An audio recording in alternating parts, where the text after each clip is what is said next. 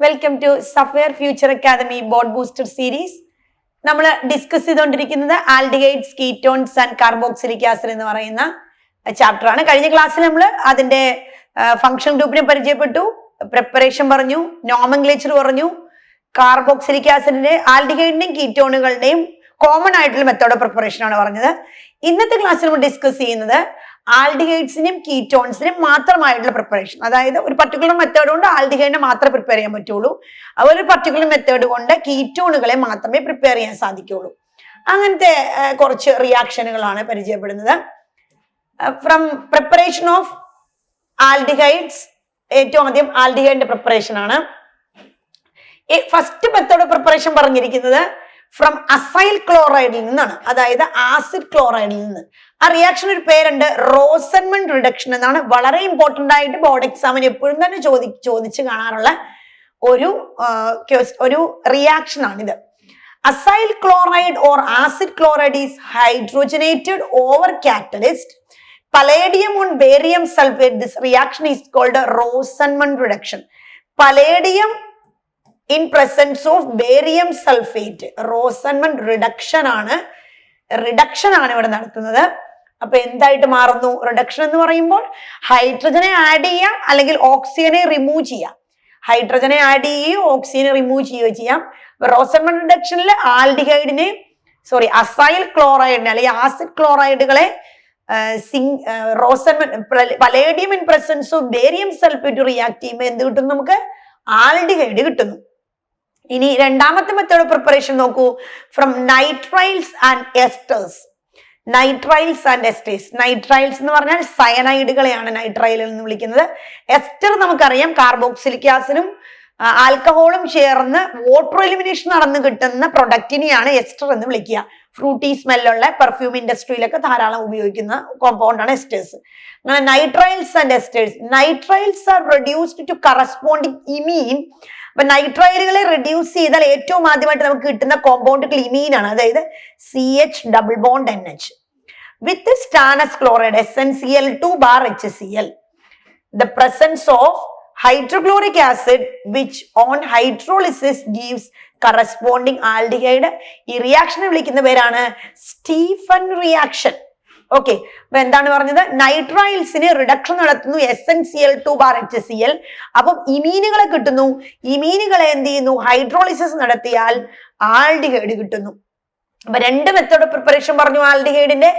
ഒന്ന്, ആസിഡ് ക്ലോറൈഡുകളെ Rosenmund reduction നടത്തുന്നത് palladium in presence of barium sulphate. Acid chloride is changes in to aldehyde. അതുപോലെ തന്നെ നൈട്രൈലുകളെ SnCl2 stannous chloride in presence of HCl react ചെയ്യുന്ന ഇമീനുകളെ കിട്ടുന്നു. ഇമീനുകളെ എന്ത് ചെയ്യുന്നു? ഹൈഡ്രോളൈസ് ചെയ്താൽ നമുക്ക് കറസ്പോണ്ടിങ് ആൽഡിഹൈഡുകളെ പ്രിപ്പയർ ചെയ്യാനായിട്ട് സാധിക്കും. ഇനി ഓൾട്ടർനേറ്റീവ് മെത്തേഡ് പ്രിപ്പറേഷൻ ആണ് പറയുന്നത്.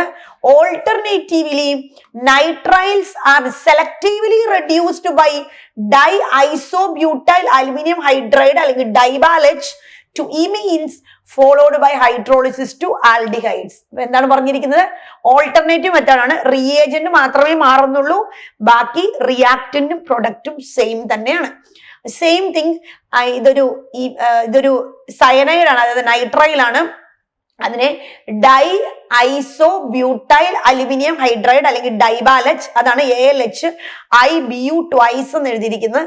എപ്പോഴെന്ത് കിട്ടുന്നു? ഇമീനുകളെ തന്നെ കിട്ടുന്നു. ഇമീനുകളെ ഇവിടെയും എന്ത് ചെയ്യുന്നു? ഹൈഡ്രോളിസിസ് നടത്തിയിട്ട് ആൽഡിഹൈഡിനെ പ്രിപ്പയർ ചെയ്യുന്നു.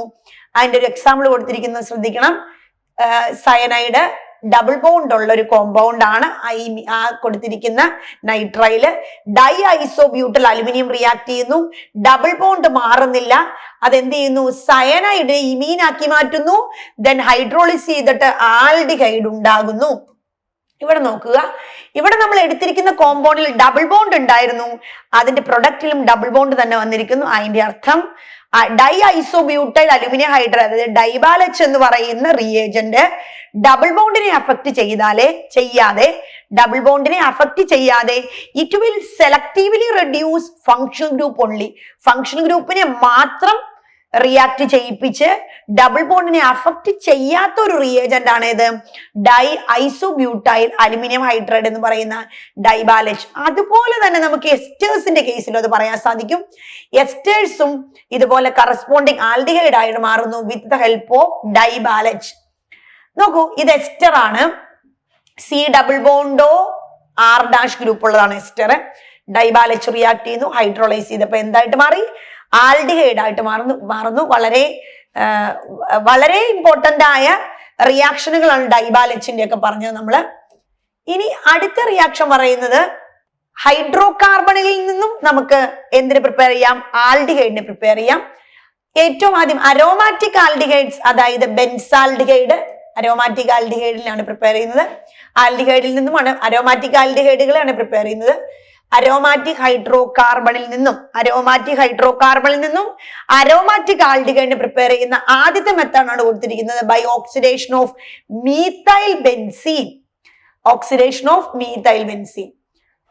Strong oxidising agents oxidise toluene and its derivative to benzoic acid. നമ്മള് സ്ട്രോങ് ആയ ഓക്സിഡൈസിങ് ഏജന്റ് ആണ് ഉപയോഗിക്കുന്നതെങ്കിൽ ടൊളുവീന്, അത് മീഥൈൽ ബെൻസീൻ എന്ന് പറയുന്ന ടൊളുവീൻ ആണല്ലോ, ടൊളുവീനെ അതിനെ എന്താക്കി മാറ്റുന്നു? ബെൻസോയിക് ആസിഡ് ആയിട്ട് മാറ്റുന്നു. അതേസമയം നമ്മൾ it is possible to stop the oxidation of the aldehyde stage with a suitable reagent that convert the methyl group to an intermediate that is difficult to oxidize further. The following methods are used. അതായത് ഒരു strong ആയ oxidising agent ആണ് നമ്മൾ ഉപയോഗിക്കുന്നതെങ്കിൽ methyl hydrocarbon, അതായത് methyl benzene, അതായത് toluene നേരിട്ട് carboxylic acid ആയിട്ട് മാറും.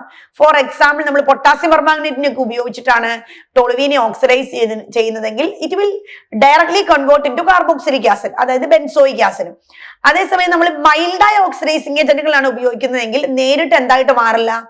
കാർബോക്സിലിക് ആസിഡ് ആയിട്ട് മാറില്ല. അപ്പൊ നമുക്ക് എന്ത് ചെയ്യാൻ സാധിക്കും? ആൽഡിഹൈഡ് പ്രിപ്പയർ ചെയ്യാൻ സാധിക്കും. അങ്ങനെയുള്ള കുറച്ച് മെത്തേഡ് പ്രിപ്പറേഷൻ ആണ് പറയുന്നത്. Use of chromyl chloride CrO2Cl2.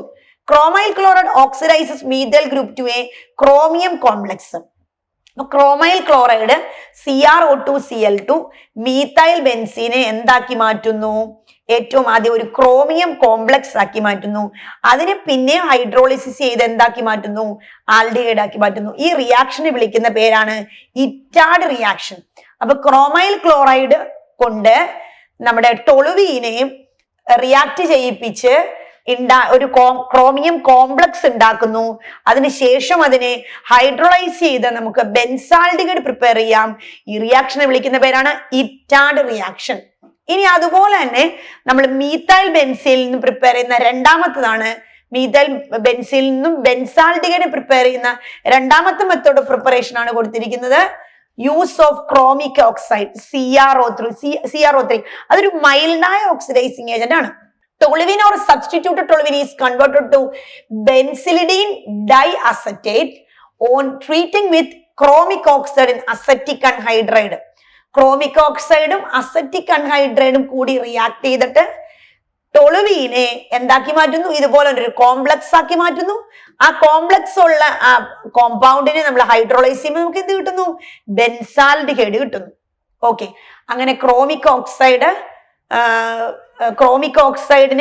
ഓക്സൈഡും acetic അൺഹൈഡ്രൈഡും ഉപയോഗിച്ച് ടൊളുവീനെ റിയാക്ട് ചെയ്യിപ്പിച്ച് കിട്ടുന്ന കോംപ്ലക്സിനെ ഹൈഡ്രോളൈസ് ചെയ്യുമ്പോൾ ബെൻസാൽഡിഹൈഡ് കിട്ടും.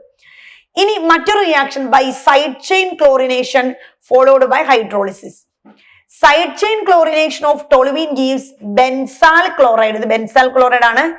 അതായത് ടൊളുവീനെ ക്ലോറിനേഷൻ ലൈറ്റിന്റെ പ്രസൻസിൽ സൈഡ് ചെയിൻ ക്ലോറിനേഷൻ നടത്തുമ്പോൾ അവിടെ എന്തായി മാറുന്നു? CHCl2 ഉണ്ടാകുന്നു. പിന്നീട് ഹൈഡ്രോളൈസ് ചെയ്യുമ്പോൾ നമുക്ക് എന്ത് കിട്ടുന്നു? ബെൻസാൽഡിഹൈഡിനെ കിട്ടുന്നു. ഇതൊക്കെ വളരെ കോമൺ ആയിട്ട് ഉപയോഗിക്കുന്ന ഒരു മെത്തേഡ് പ്രിപ്പറേഷനുകളാണ്. ഇനി അടുത്തത് പറയുന്നത് ഗട്ടർമാൻ കോച്ച് റിയാക്ഷൻ ആണ്. ഗട്ടർമാൻ കോച്ച് റിയാക്ഷൻ ഇതുപോലെ ബെൻസാൽഡിഹൈഡിനെ പ്രിപ്പയർ ചെയ്യാൻ വേണ്ടിയിട്ടാണ്. ഗട്ടർമാൻ കോച്ച് റിയാക്ഷനിൽ പറയുന്ന benzene or its derivative is treated with carbon monoxide. ബെൻസീനോ അതിന്റെ ഡെറിവേറ്റീവുകളോ കാർബൺ മോണോക്സൈഡ്, ഹൈഡ്രോക്ലോറിക് ആസിഡ് അല്ലെങ്കിൽ അൺഹൈഡ്രസ് LCl3 bar CuCl. ഈ റിയേജന്റുകൾ വളരെ ഇമ്പോർട്ടന്റ് ആണ്, അത് ഓർത്തു വെക്കുക. COHCl anhydrous AlCl3 bar CuCl. ഇതാണ് ഗട്ടർമാൻ കോച്ച് റിയാക്ഷനിൽ ഉപയോഗിക്കുന്ന റിയേജന്റ്. ബെൻസീനെ എന്താക്കി മാറ്റുന്നു? ബെൻസാൽഡിഹൈഡ് ആക്കി മാറ്റുന്നു. ആ റിയാക്ഷനെ വിളിക്കുന്ന പേരാണ് ഗട്ടർമാൻ കോച്ച് റിയാക്ഷൻ. ഇനി അടുത്ത പറയുന്നത് കീറ്റോണിന്റെ മെത്തേഡ് ഓഫ് പ്രിപ്പറേഷനുകളാണ്. ആൽഡിഹൈഡിന്റെ മെത്തേഡ് ഓഫ് പ്രിപ്പറേഷനുകളാണ് നമ്മൾ പറഞ്ഞത്. കീറ്റോണിന്റെ ഒന്നാമത്തെ ഫ്രം അസൈൽ ക്ലോറൈഡ്സ്. അസൈൽ ക്ലോറൈഡ്സിനെ അല്ലെങ്കിൽ ആസിഡ് ക്ലോറൈഡുകളെ ഏറ്റവും ആദ്യമായിട്ട് ചെയ്യുന്നത് ശ്രദ്ധിക്കുക, treatment of acyl chlorides with dialkyl cadmium. Dialkyl cadmium കൊണ്ട് റിയാക്ട് ചെയ്യുന്നു. Prepared by the reaction of cadmium chloride with Grignard reagent. അപ്പൊ ഇനിഷ്യലി ഉപയോഗിക്കുന്ന ഗ്രിഗ്നാർഡ് റിയേജന്റ് ആണ്. ഗ്രിഗ്നാർഡ് റിയേജന്റ് നമുക്കറിയാം RMgX, നമ്മൾ ഹാലോ ആൽക്കൈൻ ഹാലോ അരീൻ എന്ന് പറഞ്ഞ ചാപ്റ്ററിൽ പഠിച്ചിട്ടുള്ളതാണ്. RMgX ഗ്രിഗ്നാർഡ് റിയേജന്റിനെ കാഡ്മിയം ക്ലോറൈഡ് കൊണ്ട് റിയാക്ട് ചെയ്യും. 2 മോളിക്യൂൾ എടുക്കുന്നുണ്ട്. 2 molecule Grignard reagent cadmium chloride കൊണ്ട് റിയാക്ട് ചെയ്യുമ്പോൾ എന്ത് കിട്ടുന്നു? R2CD ഉണ്ടാകുന്നു. അതായത് ഈ 2 ആൽക്കൈൽ ഗ്രൂപ്പും ഈ CD കൂടെ പോരും, R2CD. എന്നിട്ട് ബാക്കി മാറി നിൽക്കും. ഈ R2CD ആണ് എന്തിനോട് റിയാക്ട് ചെയ്യുന്നത്? നമ്മുടെ ആസിഡ് ക്ലോറൈഡ്. അതാണ് ഡൈആൽക്കൈൽ കാഡ്മിയം. R2CD ആണ് നമ്മൾ ഡൈആൽക്കൈൽ കാഡ്മിയം എന്ന് വിളിക്കുന്നത്. അത് ആസിഡ് ക്ലോറൈഡ് കൊണ്ട് റിയാക്ട് ചെയ്യുമ്പോൾ എന്ത് കിട്ടുന്നു? നമുക്ക് കീറ്റോണുകളെ കിട്ടുന്നു. അപ്പൊ ഇത് ഭയങ്കര ഇമ്പോർട്ടന്റ് ആണ്. അടുത്ത നൈട്രൈൽ. നൈട്രൈൽസിൽ നിന്ന് നമുക്ക് കീറ്റോണുകൾ പ്രിപ്പയർ ചെയ്യാം. നൈട്രൈലുകളെ ഇതുപോലെ ഗ്രിഗ്നാർഡ് റിയേജന്റ് കൊണ്ട് റിയാക്ട് ചെയ്യുന്നു ഈതറിന്റെ പ്രസൻസിൽ. അപ്പൊ ഈ പറഞ്ഞ പോലെ ഈ ഒരു ബോണ്ട് പൊട്ടും. C ബോണ്ട് എന്നിന്റെ ഒരു ബോണ്ട് പൊട്ടിയിട്ട് എന്നിന്റെ അടുത്തേക്ക് ഈ MgBr പോകുന്നു. ഈ CH പോയി അവിടെ പോയിരിക്കുന്നു. അതാണ് റിയാക്ഷൻ. ഇനി അതിനെ ഹൈഡ്രോളൈസ് ചെയ്യുമ്പോൾ എന്ത് കിട്ടും? നമുക്ക് കീറ്റോണുകളെ പ്രിപ്പയർ ചെയ്യാൻ സാധിക്കും. അപ്പൊ ഇത് മെത്തേഡ് പ്രിപ്പറേഷൻ ഓഫ് കീറ്റോണുകളാണ് പറയുന്നത്. അടുത്ത ഒരു പ്രിപ്പറേഷൻ കൂടി ഉണ്ട്, ബെൻസീൻ ഓർ സബ്സ്റ്റിറ്റ്യൂട്ടഡ് ബെൻസീൻ. ബെൻസീനുകളെ അരയിൽ അല്ലെങ്കിൽ ആൽക്കൈൽ ആസിഡ് ക്ലോറൈഡ് ആണിത്. അൺഹൈഡ്രസ് അലുമിനിയം ക്ലോറൈഡ് കൊണ്ട് റിയാക്ട് ചെയ്യുന്നു. അപ്പൊ എന്ത് കിട്ടുന്നു? നമ്മൾ നേരത്തെ പഠിച്ചിട്ടുള്ളതാണ്. ഹൈഡ്രജൻ പോയിട്ട് ഈ ഗ്രൂപ്പ് അവിടെ പോയിരിക്കും. അങ്ങനെ C ബോണ്ടോ AR ഓർ R. ഇത് ഈ റിയാക്ഷൻ നമ്മൾ ഫ്രിഡൽ ക്രാഫ്റ്റ് റിയാക്ഷൻ എന്നൊക്കെ മുന്നേ പഠിച്ചിട്ടുള്ളതാണ്. ഇനി നമ്മൾ പറയുന്നത് ഫിസിക്കൽ പ്രോപ്പർട്ടീസ് ആണ്. ആൽഡിഹൈഡുകളുടെ physical properties, aldehydes and ketones are some കുറച്ച് സോലിബിലിറ്റി, അതുപോലെ ബോയിലിംഗ് പോയിന്റ്, അതിനെ കുറിച്ചൊക്കെയാണ് പറയുന്നത്. മെഥനാൽ ഒരു ഗ്യാസ് ആണ്. മെത്തനാൽ ഗ്യാസ് ആണ് റൂം ടെമ്പറേച്ചറിൽ. എത്തനാൽ വോളറ്റൈൽ ലിക്വിഡ് ആണ്, ഈസിലി വേപ്പറൈസബിൾ ആണ്. Other aldehydes and ketones are liquid or solid. ലിക്വിഡോ സോളിഡോ ആണ് റൂം ടെമ്പറേച്ചറുകളിൽ. ഇനി boiling point of aldehydes and ketones are higher than. Hydro കാർബണുകളെക്കാൾ കൂടുതലാണ് ബോയിലിംഗ് പോയിന്റ്. ഈതേഴ്സിനെക്കാളും ഒക്കെ കമ്പയറബിൾ മോളിക്കുലർ മാസ് എടുത്താൽ കൂടുതലാണ്. അതിന്റെ കാരണം weak molecular association in aldehydes and ketones arising out of the dipole interactions. അപ്പൊ ഇതൊക്കെ അതിന്റെ കാരണങ്ങളാണ്. ഇനി ഓൾസോ അതിന്റെ boiling points are lower than those of alcohols. Similar molecular mass ഉള്ള ആൽക്കഹോളുമായിട്ട് കമ്പയർ ചെയ്ത, പക്ഷെ ഇതിന്റെ മോളിക്കുലർ മാസ് വളരെ ചെറുതാണ്. കാരണം absence of intermolecular hydrogen bonding. Hydrogen bonding, intermolecular hydrogen bonding തരാനായിട്ട് ഇതിന് സാധിക്കില്ല. ഇനി the following compounds of molecular masses 58 and 60 are ranked in order of increasing boiling point. Increasing boiling point കുറച്ച് എഴുതിയിട്ടുണ്ട്. അപ്പം കീറ്റോണുകൾക്കും ആൽഡിഹൈഡുകൾക്കും ആൽക്കഹോളിന്റെ അത്രയും എന്തില്ല, ബോയിലിംഗ് പോയിന്റ് ഇല്ല. അതിന്റെ കാരണങ്ങളൊക്കെയാണ് നമ്മൾ പറഞ്ഞത്. ഇനി സോലുബിലിറ്റിയെ കുറിച്ച് പറയണം, അതുപോലെ കെമിക്കൽ പ്രോപ്പർട്ടീസിനെ കുറിച്ചും നമുക്ക് പറയാനുണ്ട്. സോലുബിലിറ്റിയെ കുറിച്ചാണ് പറയുന്നത്. ലോവർ മെമ്പേഴ്സ് ആയിട്ടുള്ള ആൽഡിഹൈഡുകളും കീറ്റോണുകളും, lower members of aldehydes and ketones, അതായത് മെത്തനാൽ, എത്തനാൽ, പ്രൊപ്പനോൺ എല്ലാം വെള്ളത്തിൽ മിസിബിൾ ആണ് ഏത് പ്രൊപ്പോർഷൻ എടുത്താലും. കാരണം അത് വാട്ടറുമായിട്ട് ഹൈഡ്രജൻ ബോണ്ടിങ് തരും. വാട്ടറുമായിട്ട് ഹൈഡ്രജൻ ബോണ്ടിങ് തരും. ഇത് ഒരാൽഡിഹൈഡ് മറ്റു ആൽഡിഹൈഡിനോടും ഹൈഡ്രജൻ ബോണ്ടിങ് ഇല്ല, ഇന്റർമോളിക്കൽ ഹൈഡ്രജൻ ബോണ്ടിങ് ഇല്ല. അതുകൊണ്ട് തന്നെയാണല്ലോ ആൽഡിഹൈഡുകൾക്കും കീറ്റോണുകൾക്കും ആൽക്കഹോളുമായിട്ട് കമ്പയർ ചെയ്യുമ്പോൾ ബോയിലിംഗ് പോയിന്റ് കുറവാന്ന് പറഞ്ഞത്. അതേസമയം വാട്ടറുമായിട്ട് ചേർക്കുമ്പോൾ ഇതിന് ഹൈഡ്രജൻ ബോണ്ടിങ് ഉള്ളത് കാരണം ലോവർ മെമ്പേഴ്സ് വെള്ളത്തിൽ ഡിസോൾവ് ചെയ്യുന്നുണ്ട്. ഹൈഡ്രജൻ ബോണ്ടിങ് ആണ് കാണിച്ചിരിക്കുന്നത്. ആൽഡിഹൈഡ്, കീറ്റോണുകളോ പറയാം. ഇനി solubility of aldehydes and ketones decreases. അതായത് സോലുബിലിറ്റി വലിയ ആവും തോറും, ചെയിൻ വലുതാവും തോറും ഹൈഡ്രജൻ ബോണ്ടിങ് വീക്ക് ആയിക്കൊണ്ടിരിക്കും. അത് കാരണം വലിയ മെമ്പേഴ്സിന് എന്തില്ല, ബോയിലിംഗ് പോയിന്റ് കുറവാണ്, സോലിബിലിറ്റി കുറവാണ്. All aldehydes and ketones are fairly soluble in organic solvents. Benzene, ether, methanol, chloroform, etc. ഇതുപോലുള്ള ഓർഗാനിക് സോൾവെന്റുകൾ ഡിസോൾവ് ചെയ്യുന്നുണ്ട്. ഇനി ലോവർ ആൽഡിഹൈഡ്സിന് ഷാർപ്പ് പങ്ക്ഷൻ ഓർഡർ ഉണ്ട്.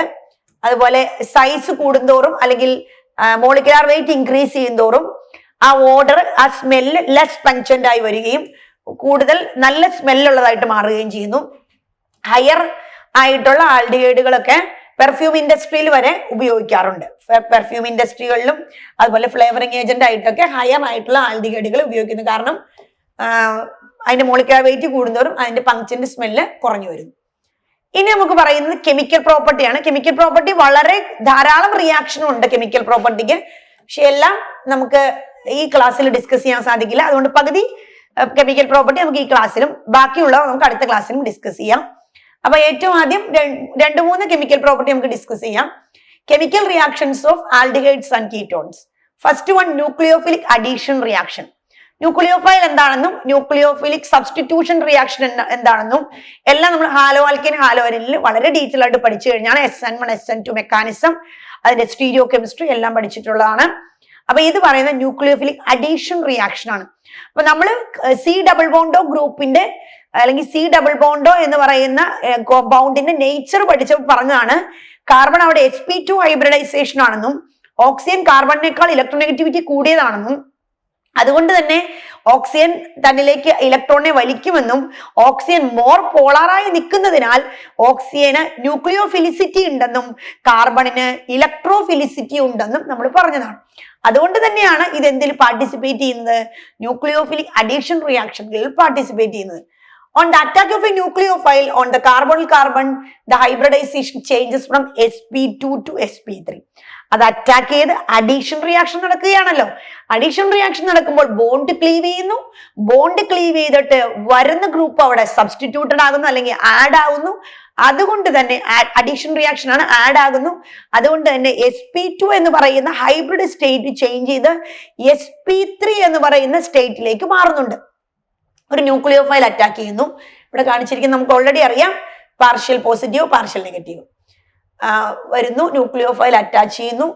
അവസാനം ഇങ്ങനെ ഒരു അഡീഷൻ പ്രൊഡക്റ്റ് കിട്ടുന്നു, ന്യൂക്ലിയോഫൈൽ വന്നു. Aldehydes are more susceptible to nucleophilic addition reaction than ketones due to steric and electronic factors. അപ്പൊ ആൽഡിഹൈഡുകൾക്കാണ് കീറ്റോണുകളെക്കാൾ ന്യൂക്ലിയോഫിലിക് അഡീഷൻ റിയാക്ഷൻ നടത്താനുള്ള ടെൻഡൻസി ഉള്ളത്. അതിന് 2 കാരണങ്ങളുണ്ട്. ഒന്ന് ഇലക്ട്രോണിക് റീസണും മറ്റൊന്ന് സ്റ്റെറിക് റീസണുമാണ്. ഇലക്ട്രോണിക് റീസൺ എന്ന് പറയാനുള്ള കാരണം കീറ്റോണുകളുടെ കേസ് എടുത്താൽ കീറ്റോണുകൾക്ക് C double bond oil 2 CH3 group ഉണ്ട്. നമുക്കറിയാം ഏറ്റവും ചെറിയ കീറ്റോൺ എന്ന് പറയുന്നത് ഇതാണ്, CH3 C ഡബിൾ ബോണ്ടോ CH3. ഇതിനകത്ത് ഈ ഓക്സിജൻ മോർ ഇലക്ട്രോനെഗറ്റീവ് ആയത് കാരണം ഈ കാർബണിലെ ഇലക്ട്രോണിനെ അതിലേക്ക് വലിക്കുമെന്നും ഇത് കൂടുതൽ പോളാർ ആണെന്നും നമ്മൾ പറഞ്ഞു. അങ്ങനെയാണ് ന്യൂക്ലിയോഫിലിക് അഡീഷൻ റിയാക്ഷൻ നടക്കുന്നത്. അതുകൊണ്ട് തന്നെയാണ് ഈ ബോണ്ട് ഷിഫ്റ്റ് ചെയ്തൊക്കെ നടക്കുന്നത്. ഇനി 2 CH3 ഗ്രൂപ്പ് ഉള്ള കാരണം CH3 ഗ്രൂപ്പിന്റെ പ്രത്യേകത എന്താണ്, അതൊരു ഇലക്ട്രോൺ റിലീസ് ഗ്രൂപ്പാണ്. ഇലക്ട്രോണിനെ റിലീസ് ചെയ്ത് 2 സൈഡിലേക്ക് കൊടുക്കുമ്പോൾ അതിന്റെ ഇലക്ട്രോഫിലിസിറ്റി കുറയാൻ സാധ്യതയുണ്ട്. അതുകൊണ്ട് കീറ്റോണുകൾക്ക് ആൽഡിഹൈഡുകളേക്കാൾ ടെൻഡൻസി കുറവാണ്. ഇനി അതുപോലെ സ്റ്റെറിക് റീസൺ, ബൾക്കി ഗ്രൂപ്പുകളാണല്ലോ നിൽക്കുന്നത്. അങ്ങനെ 2 റീസണുകളാണുള്ളത്. അതിന്റെ ഓർഡർ ആണ് ഇവിടെ കൊടുത്തിരിക്കുന്നത്. C ഡബിൾ ബോണ്ടോ അതിന്റെ ഓർഡർ ആണ് ആർക്കൊക്കെയാണ് ടെൻഡൻസി കൂടുതലുള്ളതാണ് കൊടുത്തിരിക്കുന്നത്. അപ്പൊ എന്തിരുന്നാൽ പോലും ആൽഡിഹൈഡുകൾക്കാണ് കീറ്റോണുകളേക്കാൾ ടെൻഡൻസി ഉള്ളത് എന്ന് വെച്ച് റിയാക്ഷൻ നടക്കൂല എന്നുള്ള നമ്മൾ പറയുന്നത്. റിയാക്ഷൻ നടക്കുന്നുണ്ട്, ആൽഡിഹൈഡുകൾക്ക് ടെൻഡൻസി കൂടുതലാണെന്നേ പറയുന്നുള്ളൂ. ഇനി അതിന്റെ ബെൻസീൻ റിംഗിലും അത് കാണിച്ചിരിക്കുന്നതാണ്, കണ്ടേക്കണേ. എക്സാമ്പിൾ നോക്കൂ, അഡീഷൻ ഓഫ് ഹൈഡ്രജൻ സയനൈഡ്. ഇത് ന്യൂക്ലിയോഫിലിക് അഡീഷൻ റിയാക്ഷൻ ആണ്. HCN ആഡ് ചെയ്യുന്നു. HCNൽ H+ഉം CN- ആണല്ലോ ഉള്ളത്. H+ഉം CN- ഉണ്ട്. H+ and CN-. അതില് CN- ആണ് കാർബണിൽ അറ്റാച്ച് ചെയ്യുന്നത്. ബാക്കി H ആണ് ഓക്സിജനിൽ പോകുന്നത്. ഈ H ഇവിടെ പോകുന്നു, സയനൈഡ് ഇവിടെ പോകുന്നു. ബാക്കി ഇവിടെ കാണിച്ചിട്ടുണ്ട്. ഉണ്ടാകുന്ന പ്രൊഡക്റ്റിന് പേര് സയനോഹൈഡ്രേറ്റ്. ജസ്റ്റ് ബോണ്ട് കട്ടായിട്ട് കാർബണിലേക്ക് സയനൈഡും പോകുന്നു, ഓക്സിജനിലേക്ക് Hഉം പോകുന്നു. അത്രേ ഉള്ളൂ. വെരി സിമ്പിൾ റിയാക്ഷൻ ആണ്. അതുപോലെ NHCO3 അങ്ങനെ തന്നെ OSO3H SO3H ഇത് പോകുന്നു, Oന്റെ അടുത്തേക്ക് NAയും പോകുന്നു. ഇത് Na+ ആയിട്ട് ഇങ്ങോട്ട് പോകും, ബാക്കി HSO3- ആയിട്ട് ഇങ്ങോട്ട് പോകും. HSO3- ആയിട്ട് അപ്പുറത്തേക്കും പോകുന്നു. അപ്പൊ ഇത് വേണമെങ്കിൽ പ്രോട്ടോൺ ട്രാൻസ്ഫർ ചെയ്യാം. സോഡിയത്തിന് എപ്പോഴും ഇങ്ങനെ ചാടിപ്പോണ ഒരു സ്വഭാവം ഉള്ള കാരണം സോഡിയം മുകളിലേക്കും H താഴത്തേക്കും പോയാലും ആ റിയാക്ഷൻ അത് ജസ്റ്റ് ഒരു അഡീഷൻ പ്രൊഡക്റ്റ് ആണ്, അങ്ങനെ സംഭവിക്കുന്നുണ്ട്. ഇനി അടുത്ത റിയാക്ഷൻ പറയുന്നത് ഇമ്പോർട്ടന്റ് ആയ മറ്റൊരു റിയാക്ഷൻ ആണ് Grignard reagent addition. Grignard reagent addition നമ്മൾ ഓൾറെഡി ആൽക്കഹോൾ ഫിനോളിൽ പഠിച്ചു തന്നെ, അത് തന്നെയാണ് ഇവിടെ ഒന്നുകൂടെ പറഞ്ഞിരിക്കുന്നത്.